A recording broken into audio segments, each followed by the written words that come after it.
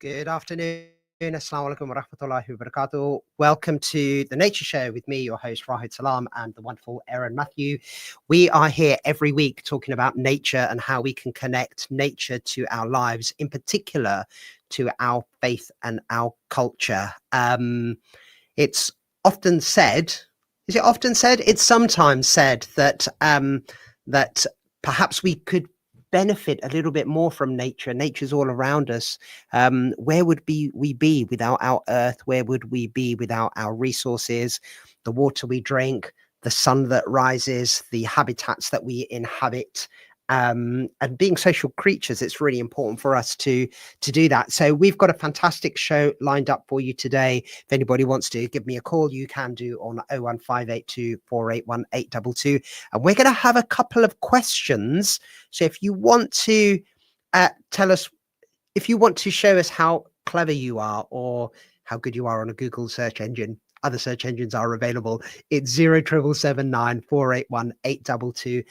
Watch out for those questions. They're on their way. So this week we are talking about connecting the local to the global, which is really important because this week also is the week of the Confederation of the Parties, which is known as COP. And we're going to talk about that annual event, the annual conference that happens somewhere in the world where global leaders come together. I think it's about 160 countries are participating this year, 161. Louise, my wonderful guest, is nodding in the background, so that's really great. I just want to kick off with a very well known verse and saying that we are aware of which is both in the Quran and also is a saying of the beloved Prophet Muhammad, peace and blessings be upon him, and that is that we were made of tribes and nations so that we can get to know one another.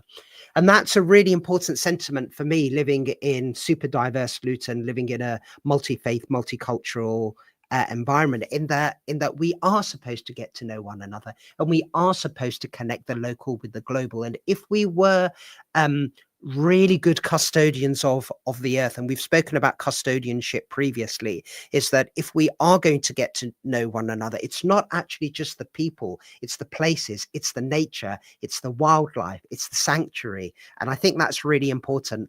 Going back to our second episode, our second nature show, which when we were talking about water, and we were talking about the River Lee and how the River Lee, without the River Lee, we would not be here. And so we've got to really care for these sorts of things. We've got to really care for our planet in all these ways. And so we're going to be talking about connecting local to global this week. And I'm going to introduce my fantastic guest and host, Mr. Aaron Matthew. How are you? I'm good, thank you. I'm excited for this one. It's our mini COP conference inside the studio. Oh, look at that. Our mini conference inside the studio. I love that. Thank you so much. And I've got two absolutely special guests and dear friends with me. I've got Louise and I have I have Louise with us first of all. So Lou, hi, how are you? Hiya. Can I just say, if Aaron was running COP, a lot more would get achieved, I think. I'm flattered, honestly. I mean, I'd love to be put in charge for that exact reason. I feel like we could get some good stuff done. Yes. Sweet. Loss and damages sorted. Reparations sorted. Yeah, we'll put Aaron in charge. I would be chuffed. Honestly, give me a chance. Just listen. I swear I have some good ideas. We have got good ideas, and we love the fact that we've got Aaron with us, who's my co-presenter, co-host on this. So yeah, it's wonderful. So Lou Brown, who does a lot of work in the local community, including done a little bit of work with Friends of the Earth. Really pleased to have him. We've got the wonderful Louise Furnival, who has done so many things that her broad title for today is the community environmental educator, because we can't put you in a box. Julie, you've done so much. But how are you both? I'm fine, thank you. Wonderful. Yes. Good. So Lou, I'm going to jump straight into it. Tell us a little bit about COP and why you feel the Confederation of the Parties is important. Just maybe for our listeners, tell us what COP is all about, what it's trying to achieve. Well, it's timely that you've invited Julie and I on this show this week as COP is just kicking off. And yes, it is a chance for all of the... So it's a United Nations initiative that was started in 1995. And member states of the United Nations, which is, of course, was set up after the Second World War to make sure we're never in that level of conflict again. You know, how's that going? But, you know, the UN did create COP so that member nations could come together and discuss one of the most pressing crises of our time, which is, you know, climate change and the loss of nature, biodiversity loss. And so it was started in, the first one was in Berlin, and it's been going now, I mean, my maths is bad, so it's been going for years. And some really fantastic things have come out of COP when all of these countries come together. And, you know, there's been a bit of slowness and frustration, you know what it's like. And there's some benefits to COP, and there's some things that frustrate me about COP, but it's happening now. And the great thing about, one of the great things about COP is that it moves around. It would never, you know, imagine if COP was only ever in Washington, you know, who would dominate? I mean, already the global Northwest countries dominate COP as it is, but the whole point of COP is that it moves. So it's been in Africa, and then it will move to Australasia, then it will move to the, you know, to the Middle East, and now it's the turn of South America. So it's in Belém, which is really important. Brazil won the right to have COP this year, and they chose Belém. They didn't choose Rio, they didn't choose Sao Paulo, they chose Belém because it's in the Amazon. It's right in the heart of the Amazon forest. And that's absolutely really important. Erin, tell us why the Amazon's really important. I feel like we're doing a bit of an educational lesson here, but what Erin doesn't know isn't worth not knowing. Wow. So Erin, tell us why the Amazon's really important. I mean, I feel it's got such a great nickname, first and foremost. It's often known as the lungs of the planet. And I think that's a great place to start. When we talk about a rainforest, we're talking about an area dominated by trees, and it's biodiverse. That's a big word for today, but we're going to get into it. It's biodiverse, meaning that in that space, you can find far more plants and animals than you would normally. 10% of the world's plants and animals can be found just in the Amazon alone. It's amazing, isn't it? 10% of everything we've got is in the Amazon forest. Wow. It's like having our own Stephen Fry in the room. I'm so flattered. Yes, indeed. Lou, tell me about how did you first get involved in nature? How did you become this wonderful green advocate for the world? Actually, I think it's because I was a bit of a rebellious upstart when I was younger. Oh, really? And you don't look shocked, Rahid. I'm trying to make the link between rebellion and environment. So when I was young, you know, shout out to Anita Roddick, one of the best women business people, and The Body Shop. So if you went into The Body Shop in the 90s, which I'm giving away my age, was when I was a teenager, it was all about animal rights and the destruction of wildlife. So you had polar bear soaps, orangutan soaps, and when you look at Aaron, he's so young, he's like, what's The Body Shop? I'm learning a lot today. But you would go in and you'd buy a little polar bear soap, and it would have a leaflet that came with it that talked about the plight of the polar bears or the orangutans or the elephants. So you sort of got educated just through going to The Body Shop, which was basically a shop for teenagers. And I got really into animal rights. It was around the time that there was a lot of protests around testing on makeup on animals. So, you know, I was very involved in that campaign when I was a teenager, and then it just grew in. It grew from my sense of injustice. So as a student in the late 90s, early 2000s, it was very about injustice, you know, wanted to stop fox hunting. And then the more I got involved, the more I realized that it wasn't just injustices that were happening here in the UK, there was injustices globally. And so, and the work of Friends of the Earth when I was young, I remember Friends of the Earth when I was younger being like one of the big organizations working on this, particularly around things like global warming, the ozone layer, acid rain.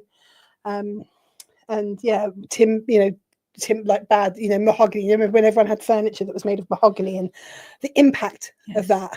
And we all wore T-shirts that said "Mahogany is murder." Well, yeah. Wow, See, did you? Yes. so when I was a I teenager, don't quite remember that.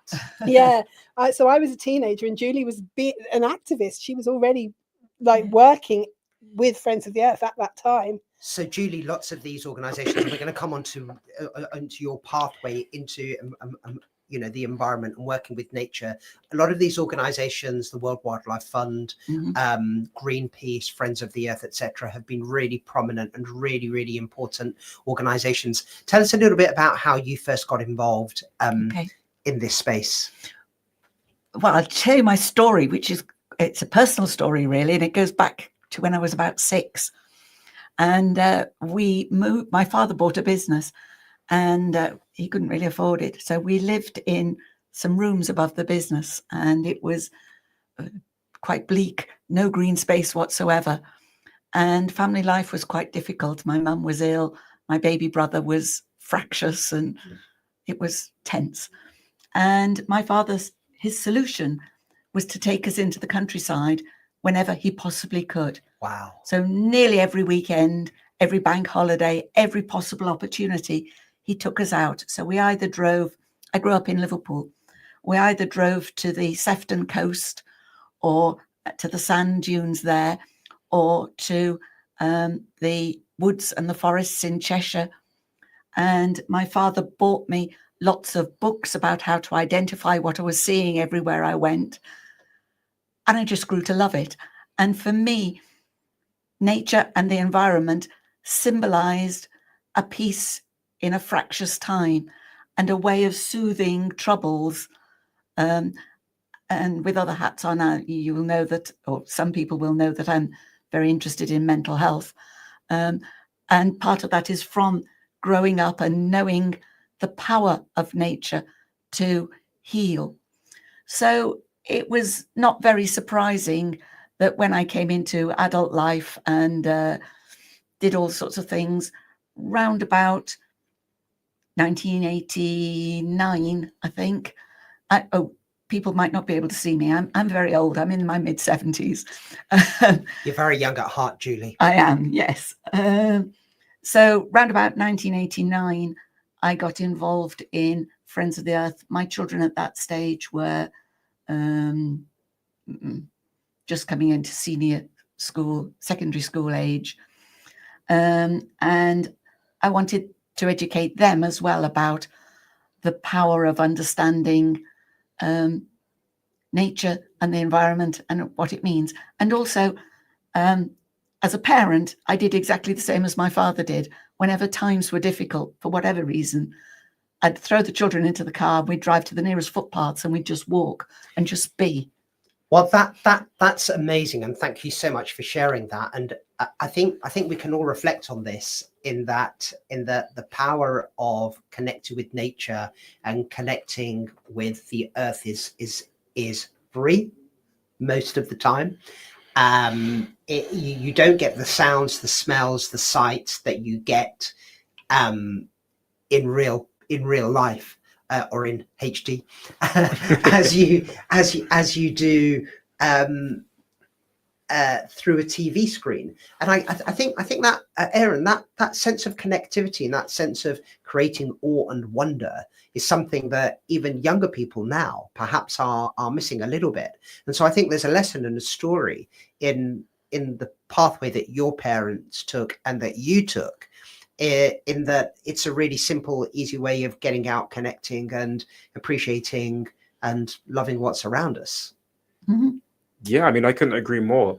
I feel it's quite interesting to hear your story, Julie. For myself, I didn't have such an outdoorsy childhood in the sense that I feel like a lot of my fascination from nature came from watching documentaries about the Serengeti or all of these places like the Okavango or like the Amazon, like we talked about earlier on. I'm thinking about lions and jaguars and all these far off things that are nowhere near my doorstep. So it's quite nice to hear that that passion was born from a local love. Yes, very much so. And it's still there.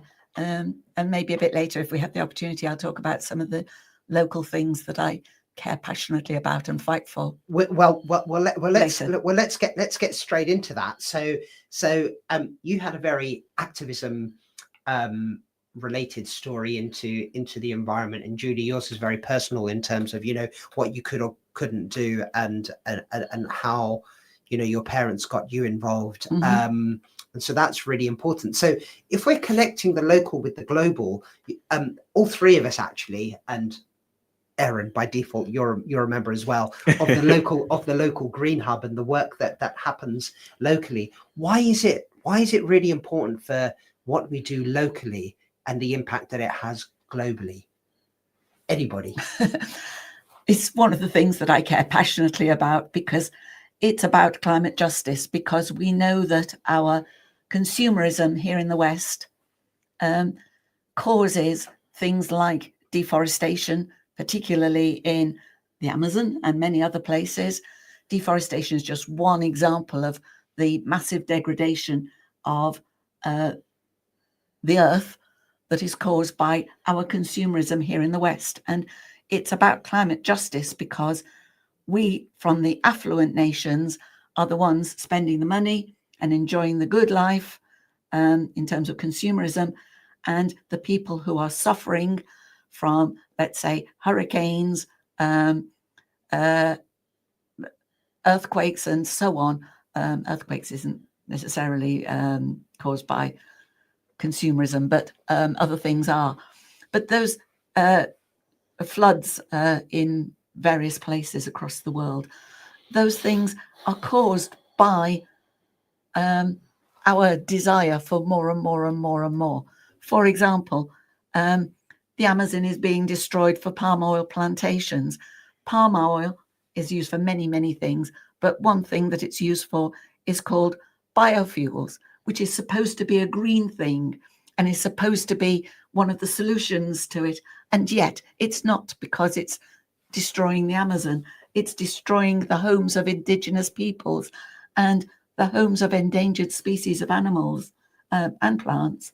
Right, I'll shut up now. No, please don't shut up. We're on a radio program. We've got to keep talking. We've got to keep talking. So, sorry, Lou, go ahead. Well, no, it's just to say that you know, local to global is, you know, it's a bit of a slogan of Friends of the Earth, and Julie and I are involved in Luton Friends of the Earth, the local group, and just, you know, what we do here in Luton is it's tangible. We can touch it. We can go to the parks. We can go, you know, I grew up near a beautiful place called Bideawhile, so lots of your listeners will know Bideawhile.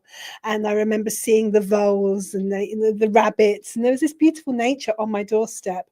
And, you know, it's tangible. So yes, I can have a sort of empathic, despairing view when I see floods in Bangladesh or deforestation in Amazon or like fires in Indonesia, like the despair I feel. But also when you connect with it locally here, when you can see the River Lee, one of Julie's big, you know, passions at the moment is, you know, the dryness of our river. Yeah. You know, and it's like, it's almost as if what is happening over there that is awful, you know, the shocking images of floods in Bangladesh is just, you know, shocking. But then it starts to creep in here, and why should we be standoffish when we see something on our news that's thousands of miles away, you know, and not react to that and have to wait for it to come to our doorstep? We're very privileged here in the global Northwest that it doesn't happen as fast. I'm sorry, it's starting to happen. Absolutely. And that's what I was going to come on to it. And shout out to our friends, Ed, Rachel, Mike, Brenda, Mohammed Ayaz, and others who are listening. And then also regular listeners like Brother Rahim and Brother Osman. Good evening. Assalamu alaikum. Hope you're enjoying the show. It's really important that actually these sorts of things are beginning to happen now. So the price of goods for everything is becoming more expensive, but the price of local goods is more expensive because of natural disasters, and also because the world and the weather is changing. You know, so the River Lee, which is much drier than it has been, and is much drier than it is usually, and also because it's a chalk stream and the natural properties of it are such that it is the dryness of it is further exacerbated because it is a chalk stream. And so therefore, how do we care for things, and what sorts of things should we be doing locally that are really important? So I think getting involved in land management, for example, and just understanding what is on our doorstep is really important. Erin, I know that yourself as a local conservationist, you do a lot of that work as well, and including Lou just mentioned Biderwile there. Tell us about some of the sorts of things that we can get involved with locally to help support local action, positive local action. Right, happy to get into that, but I just want to touch on one little quick point. Go for it. So you mentioned Biderwile and actually seeing water voles, and to me that's surreal. I was at work and myself and Talia were going through some data sets of water voles across Luton over the last 20 or so years, and we couldn't believe how many there was locally in 2005. And for you to say you've seen one, I can't even imagine seeing one in person. Can I just come back and say, when I was younger, because I was that rebellious sort of emo, here it is, folks. Here it is. punk rock kid, I didn't want to be with my parents. I wanted to go, and I would leave and I would go to Biderwile and I would sit and watch the water voles. And I am talking plural. I am talking loads and loads going in and out. There was this little bit near Icknield High School where I just used to sit and watch them. Towards Cowslip Meadow, right? Yes, exactly. Yes. And just watch them, and they were gorgeous. And people think I'm a bit weird, like they're basically rats. I mean, they are so chubby and cute. So they're far cuter than rats. Oh, they're so cute. And and they have gone, and I think we should start a campaign called Re-Vole Luton. Couldn't agree more. There we go. Re-Vole Luton. How fantastic. Julie, were you going to come in there? Yes, because there is something called the Local Nature Recovery Strategy for Bedfordshire, which is being debated at Luton Borough Council next week. And that strategy has looked at precisely what we're talking about, at the numbers of water voles in Luton, the number of hedgehogs, the hazel dormice, not just Luton and Bedfordshire. Right. And the fact that they are now, all of them are now endangered species. The turtle dove, the cuckoo. I've not heard a cuckoo for forever. And hedgehogs, we used to see hedgehogs all the time. There are now almost no hedgehogs. House sparrows, all of those things. And orchids, where orchids are growing in Luton, and there are lots of them because orchids grow on chalk, and we have plenty of chalk here. Plenty of chalk here.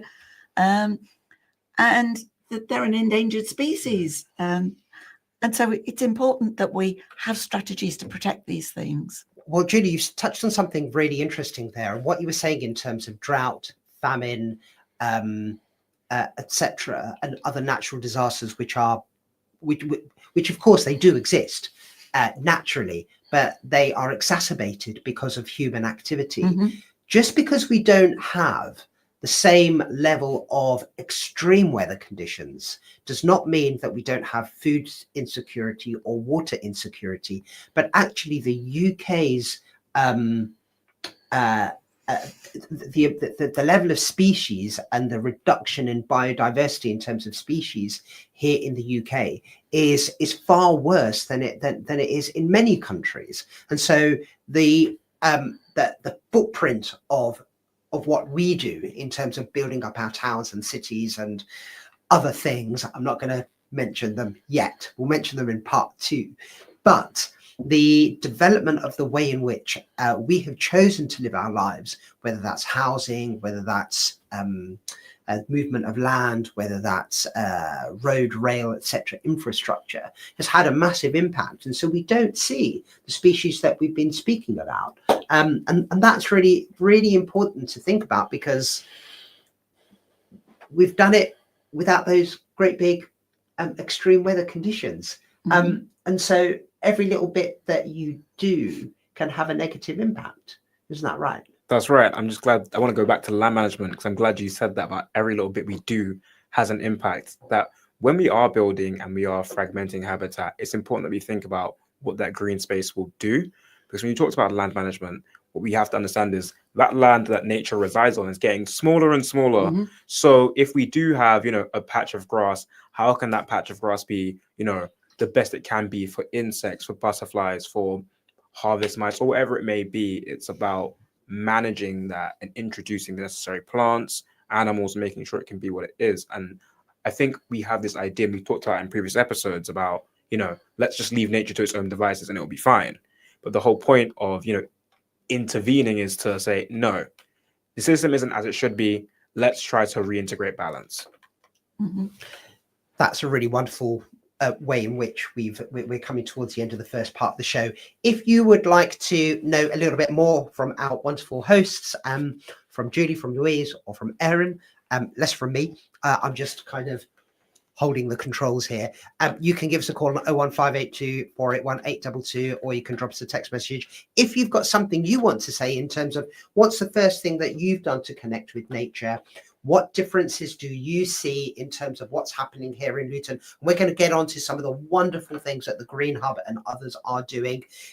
If you did not know there was a local nature recovery strategy going on, get in contact and let's talk about that a bit more. We're going to have a short break and then we'll be back on the next show in 4 minutes. This program will continue after the break. Continue listening to Inspire FM. Inspire FM. Inspire 105.1 FM.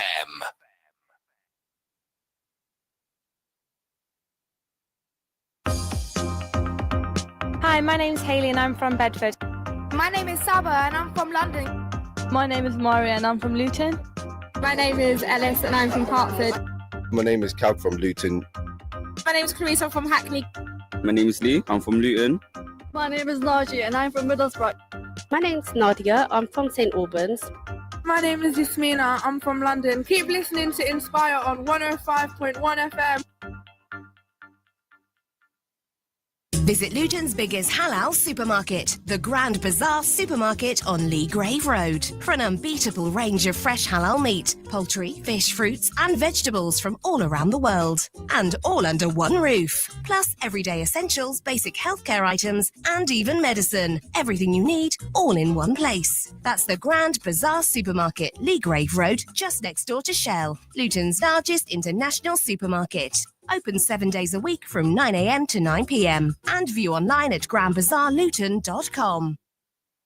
Greystone Solicitors are committed to protecting your rights and fighting your corner to ensure you get the best possible results. Specialising in immigration matters, employment issues, family matters, personal injury, medical negligence, civil litigation and housing. Need help with your immigration problem? Greystone Solicitors provide free immigration drop-in clinics every Friday. Call Greystone Solicitors today on 01582 343 453 or visit us at 275 Dunstable Road, Luton, LU4 8BS, and begin your journey towards justice today.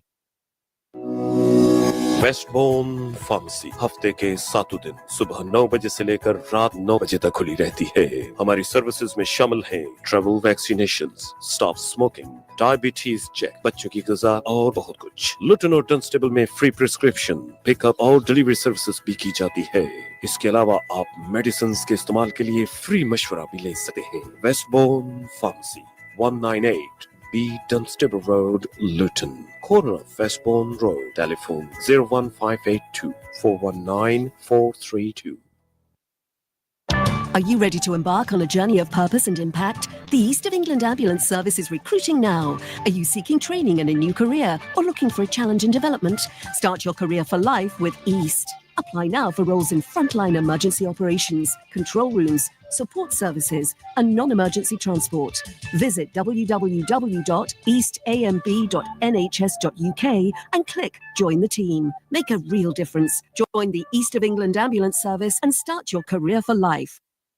You spend £40 without even thinking. Groceries, takeaways, or parking fees. But that same £40 can feed a hungry family for an entire month. One Ummah Charity delivers 100% of your donation, from you to a starving family around the world. That's £40 to ease hunger, £40 to bring hope, £40 to bring relief. Go to www.oneummah.org.uk and donate now.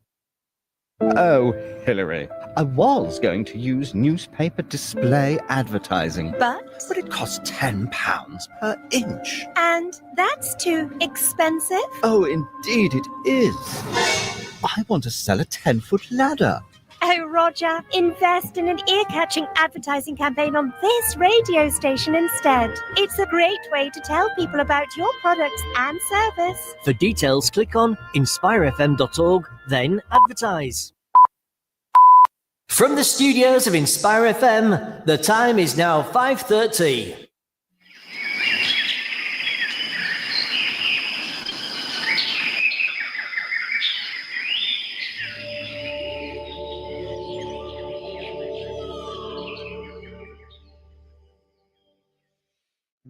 I love that calming introduction we've got. Good evening. Assalamu alaikum. This is me, your host, Rahid Salam, on The Nature Show with the wonderful Erin Matthew, Julie Brown, and Louise Brown, Julie Furnival. I'm getting everyone confused. I'm getting everyone mixed up here. Welcome back to The Nature Show. We are talking about connecting the local with the global on The Nature Show here, and also talking a little bit about faith and culture in terms of the way in which we can connect and the way in which it is good for us as religious people. It's good for us just as nature citizens, but also, of course, it's good for the environment, and it's good for what we should be doing. So this week, as we are speaking, is the Confederation of the Parties. It's COP.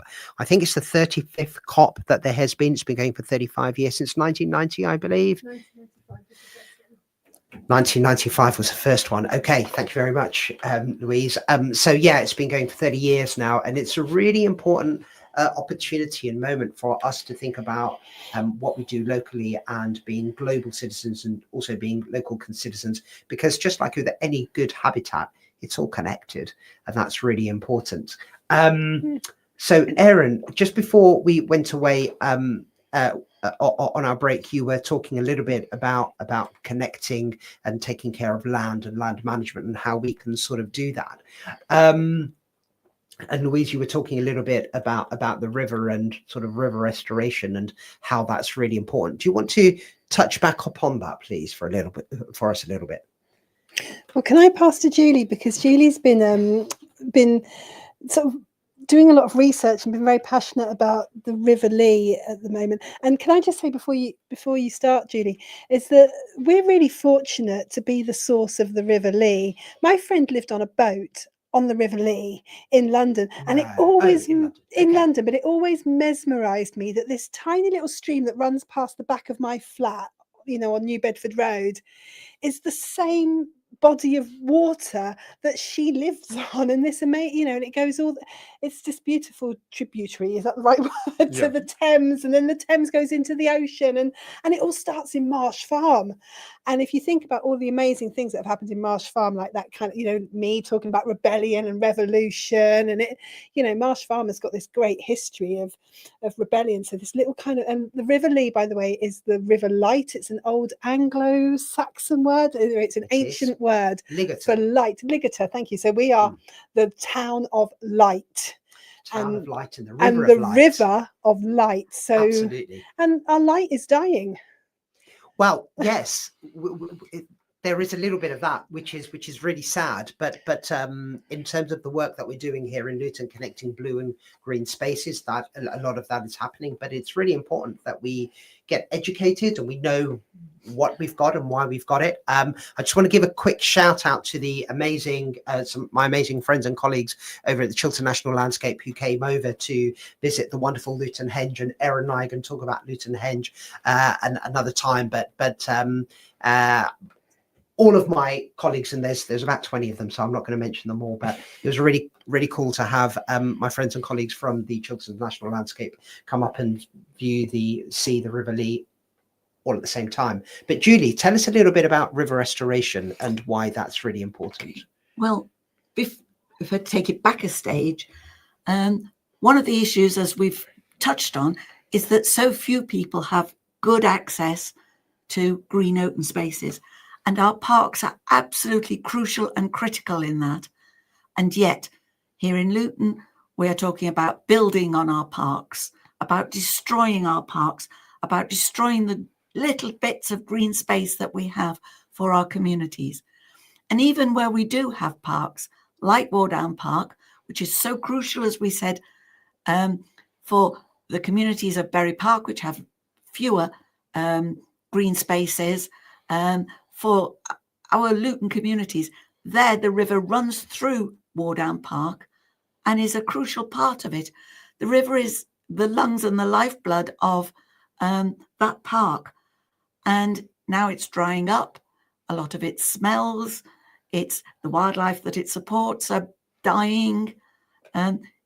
It's about death and destruction. So there are groups of us now that are trying to meet together through Green Hub, and I'll explain what Green Hub is in a minute. But we're trying to meet together to see what we can do to find out the reasons for that degradation of the River Lee and what can be done about it. And we have some ideas, but they're not sufficiently well formulated for me to talk about it on the radio yet. It's fascinating, isn't it, that when we learn about ecology, or when we learn about our green spaces, it's often done, in schools and colleges. And the fascinating thing for me is that geography and science is, geography and science is everywhere, science in particular, being science boy. Science is everywhere, and where would we be without this?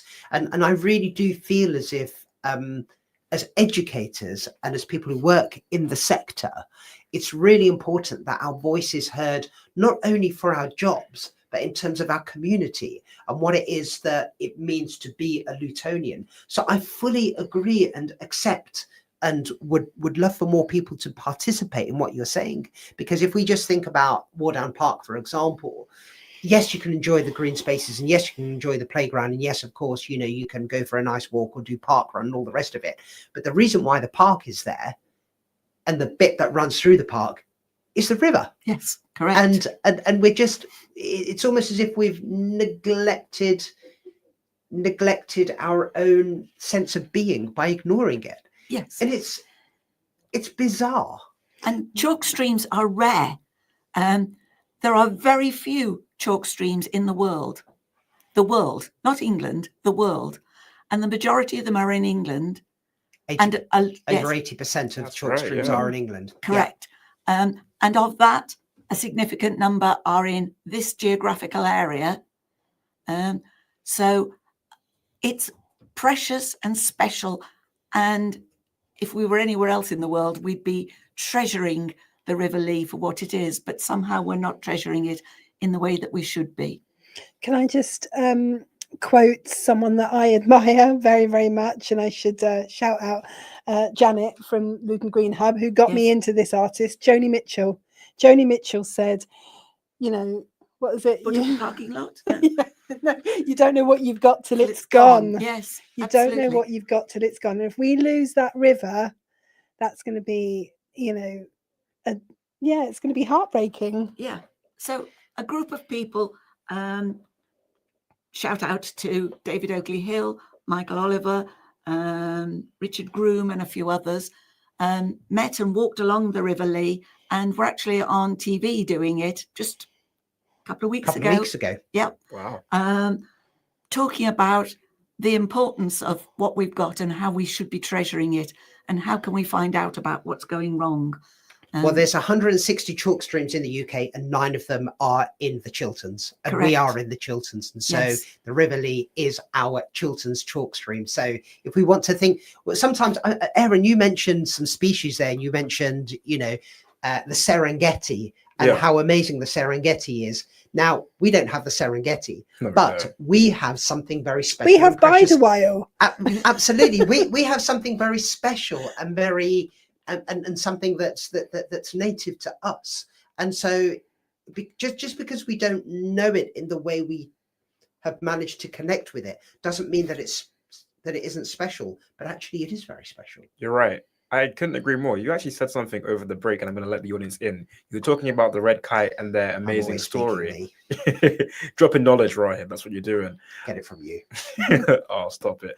You're talking about the red kite and that journey in the history of, being virtually extinct with only 2 breeding pairs left, I believe, in the 80s, to, thousands soaring across our skies now. I just thought to myself, it is rare, it is special, it is unique.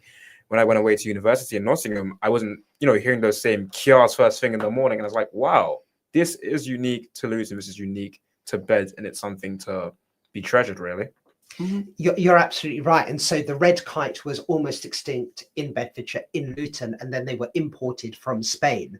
And we've had them for over 20 years now, something like that. I think close to. Kind of about that, yeah. I'm sure somebody might correct me. If anybody out there wants to correct me on the nature of red kites and when they were almost extinct and when they come back, then please give us a call on 01582 481 822 if you want to tell us about your memories of chalk streams or your memory in and around the River Lee. Give us a call, drop us a text message on 07779 481 822. Yes, I think, did I give out my mobile number in there somewhere? I don't know if I did.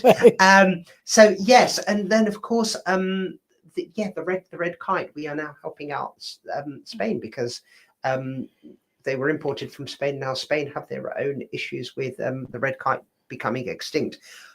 So I was just saying earlier on, 160 chalk streams in the UK, 29, should I say 29 or 10 in the Chilterns? I think it's 10 in the Chilterns, and we have our own very special chalk stream here in Luton, which is really important. I'm not sure exactly where we're going here. I've got loads of things to talk about, but Lou, I'm going to come back to you and talk a little bit about why is it that we need to think local and also connected with the local, and how the global itself again is going to reconnect back with us. Well, I think one of the things that people always say to you when you're an environmentalist, if they don't agree with you, if they're trying to trip you up, is they'll be like, oh, but your clothes have got polyester in them, or you've got a mobile phone. And I think as an environmentalist, don't try to be perfect, because we live in the global northwest, and it's actually very hard. I'm not going to walk around in a hemp sack, and I live in society, and I do know some people who are making a lot of hemp clothes. Well, yeah, well, I tell you one thing is that if you do want ethical clothing, they are so much more expensive. Everyone is saying no, I don't want to. We could have a whole hour show about fast fashion, but the thing is if you are the cost of living crisis, if you are don't have much money, what are you going to do? Buy £100 ethical, sustainable pair of dungarees, or are you going to go to something like Shine or Temu or buy, it's very difficult to balance the ethical and sustainable with the cost of living crisis. And to answer your question, to go back to your question about, being an environmentalist, is yes, we all have a responsibility to do our best. For example, we're talking about nature. Let your garden go wild a little bit. Stop worrying about having such a beautiful manicured garden, and get some plants that bees like. Put some bird seed out in your garden. There are things that we can do. We can recycle. We can use less plastic. We can think about whether to walk to the local shop instead of driving to the big supermarket. There's lots of things that we can do as individuals. But what we actually need is for governments and big businesses to step up and do their part. That stuff you were talking about, land management, we need things enshrined in law. There's a bill going through government at the moment, the Planning and Infrastructure Bill. We need that to be fair. We need that to be green. We need that to be justice-based, to make sure that when, there was, some politicians that said, oh, who cares about newts and bats? Oh, you know what I mean? Like, because, you can't put in they said, who cares about the environmental plan, when you're trying to put in say you want to build a new housing estate, and they say, oh, you can't because there's newts and bats. Oh, who cares?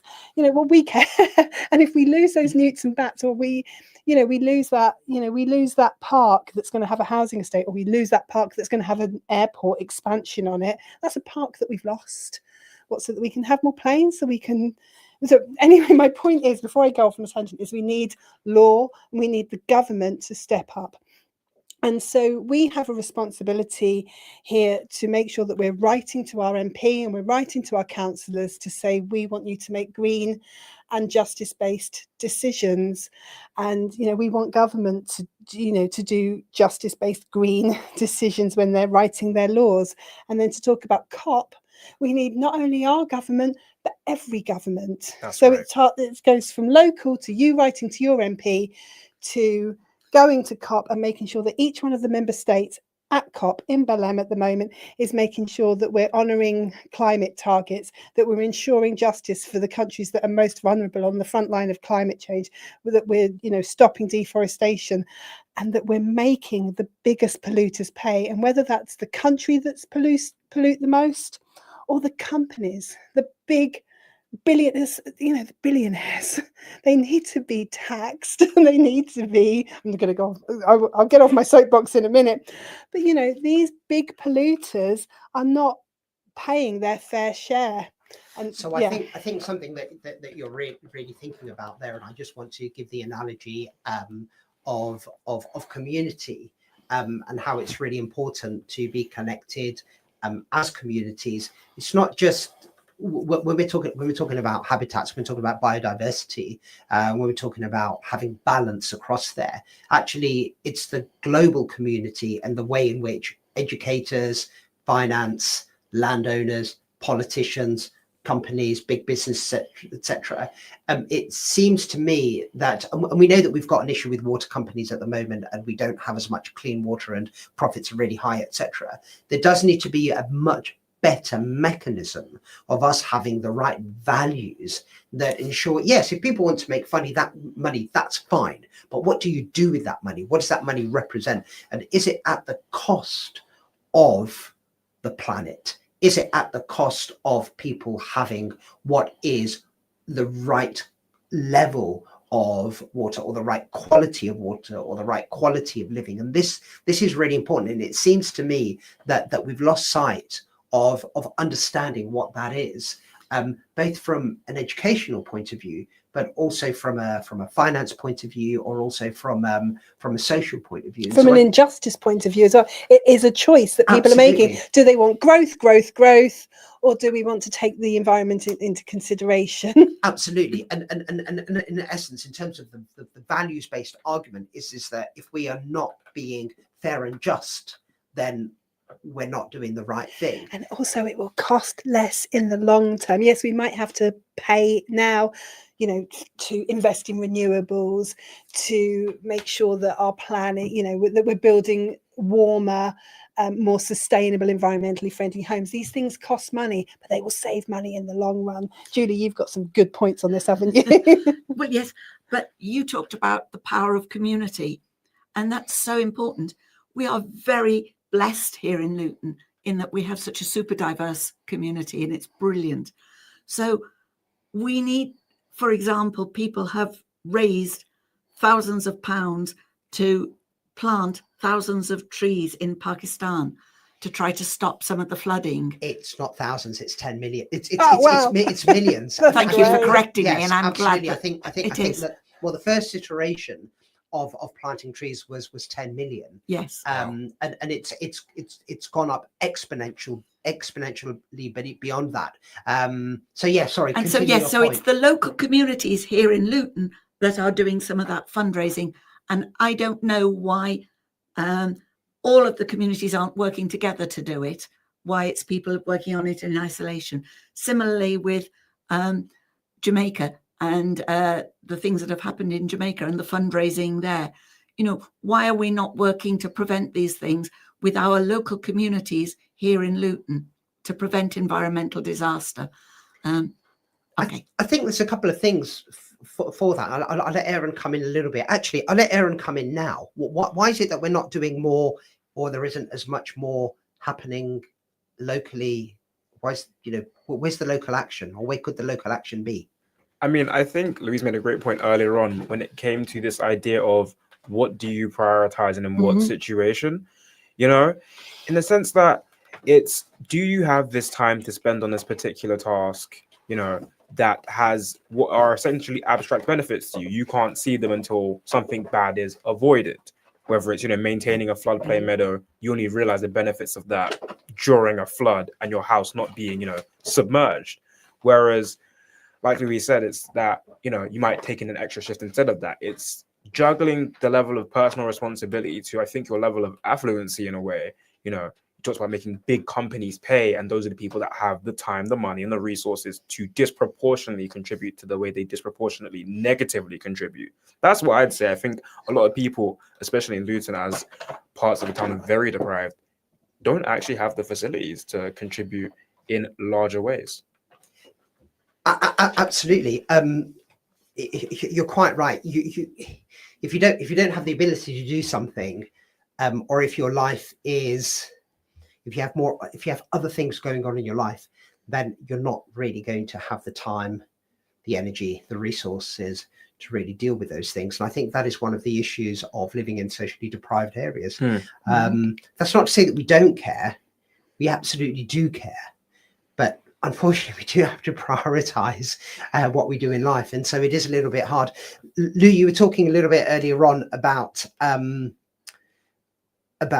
what's good for your emotional well-being and your spiritual well-being and your mental well-being. What are some of the things that you feel that we can do to connect the two in terms of being a good environmentalist, but also, you know, taking care of your own well-being per se? I mean, it's an interesting perspective. And just to follow on what you said about how, you know, you can't care about something as intangible as climate change if you're struggling to eat, if you're being crushed. I feel very, you know, my well-being is at the pit, you know, in the pits at the moment, you know, because I turn on the news and I see all this, you know, conflict and genocide and environmental destruction, and then, you know, I'm looking at my bills and I just feel like I'm being crushed. And I think this is deliberate. I think that, you know, the governments are not supporting people, and you know, so what we need to do is we need to constantly, every day, think about hope. And I'm really glad that I work with, you know, Friends of the Earth very closely, because they give hopeful, positive solutions. And some of these organizations, whether it's, and there's a great organization called Possible, Greenpeace, they're all working towards hopeful solutions. And I think Julie is our sort of resident. By the way, Julie also volunteers for the Samaritans as well as Friends of the Earth. Wow. Like, she is amazing. You know, you are the person I would go to when I'm feeling a bit down in the dumps. I would say, Julie, give me like a little bit of a sort of a pump up. You know. Well, I would try. I might take you out into the countryside to do that. Thank you. Yeah. But yes, mental health is another thing that I feel passionate about, and how to best support people. Back to how we all work together. Yes, please. So one of the things that we have done here in Luton is we've developed something called Green Hub. And Green Hub is just all those different environmental organisations meeting together on a regular basis, both physically meeting together and meeting together in various online ways, to see how we can share skills. So all the people that we've been talking about meeting together, plus some of the smaller things like Friends of Parks, some of the different parks, Edible Hightown, which is a wonderful organisation. We ought to get them on Inspire FM one day. It's happening in July. Okay, wonderful. See, I knew. So Green Hub is a ways of us working together. One of the things that has developed out of Green Hub is us saying, look, as Lou was saying, when the finances are at their tightest and you're really struggling to make ends meet, how can you really care about the environment? And one of the things that bothers me is our great throwaway society, especially things like fast fashion.